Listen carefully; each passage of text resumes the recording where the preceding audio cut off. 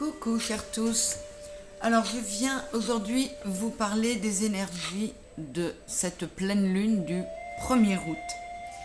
Alors déjà en août on en aura deux, il y en a une le 1er et une le 31, ça arrive parfois, c'est déjà arrivé une fois cette année. C'est une pleine lune qui aura lieu à 18h30 et quelques en temps universel, donc pour nous en France 20h33 à peu près. C'est une super lune dans la mesure où elle est très proche de la Terre, donc on va la voir, pour ceux qui auront la chance de la voir, on la verra grosse, elle apparaîtra, oui, elle nous semblera très proche.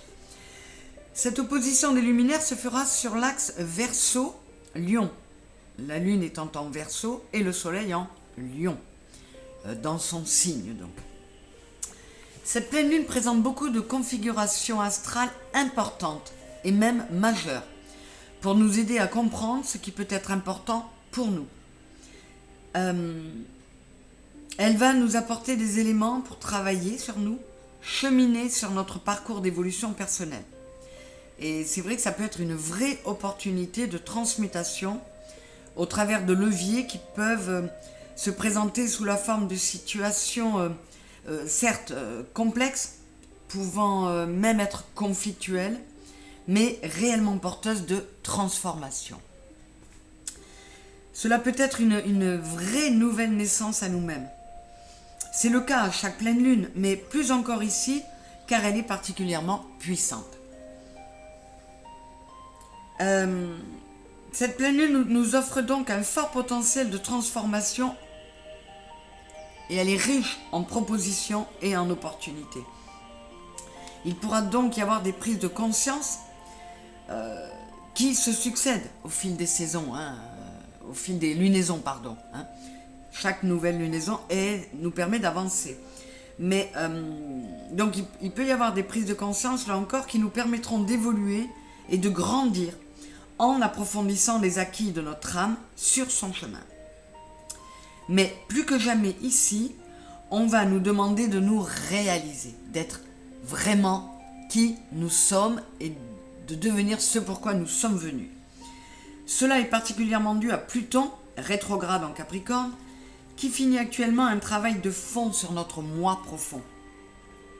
En carré avec les nœuds lunaires, ces effets seront d'autant plus puissants. Ce sera encore une période propice au travail sur les mémoires, qu'elles soient karmiques, les nôtres, qui nous viennent de vies antérieures, ou transgénérationnelles, c'est-à-dire celles de notre lignée, de nos ancêtres. C'est une opportunité de partir sur de nouvelles bases, permettant d'être vraiment nous-mêmes, car libérés de toute mémoire qui nous encombre forcément, qui nous embrume. Une vraie renaissance donc.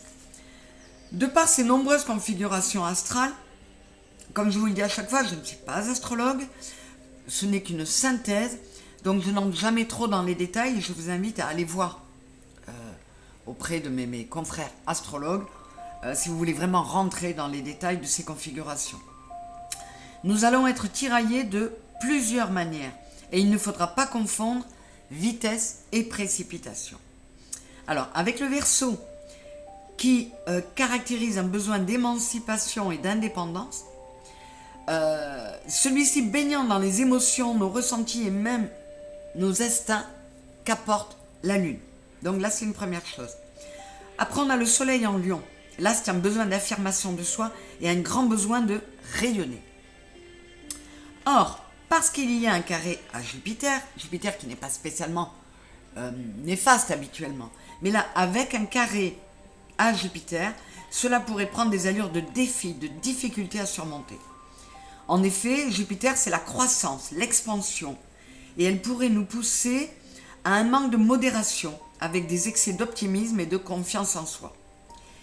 Et dès le 3 août, la Lune rejoint Saturne, qui, elle, c'est plutôt le temps. Elle caractérise la patience, l'attente, l'endurance et même la stagnation. Donc vous voyez que, et d'autant plus que par opposition, la Lune déclenchera au même moment les énergies de Mars, qui est l'action.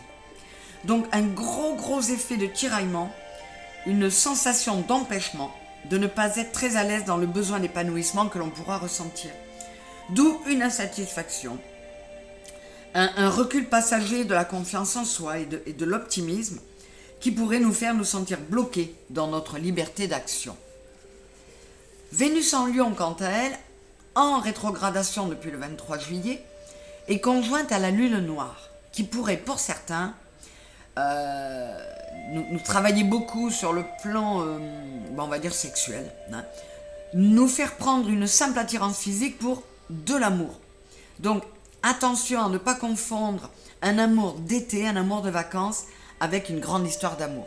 Là, vigilance parce que ça pourrait être le cas pour beaucoup.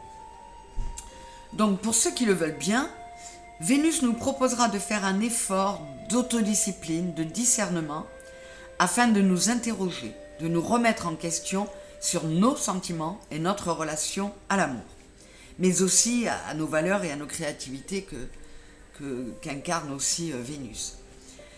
Donc, vous l'aurez compris, c'est une pleine lune très puissante qui peut être très riche en enseignements et en opportunités de purification et de transformation pour tendre vers une belle évolution, de belles révélations de nous-mêmes et même une réalisation de notre être véritable, de qui nous sommes vraiment. Donc, pour ceux d'entre nous qui vont y arriver, ça peut être magique et magnifique, ça peut être une super période, mais bien souvent, on vous le dit, hein, ça secoue, ça déménage.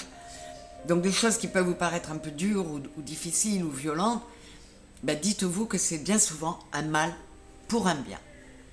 Voilà, j'espère que cette petite synthèse vous aura apporté un peu d'éclairage sur cette prochaine pleine lune et vous aura préparé à ce qui nous attend en vous donnant quelques outils pour ne pas aller dans le mur, quoi. Hein, c'est le but. Je vous invite également à aller voir les tirages par élément, hein, que je fais à chaque pleine lune.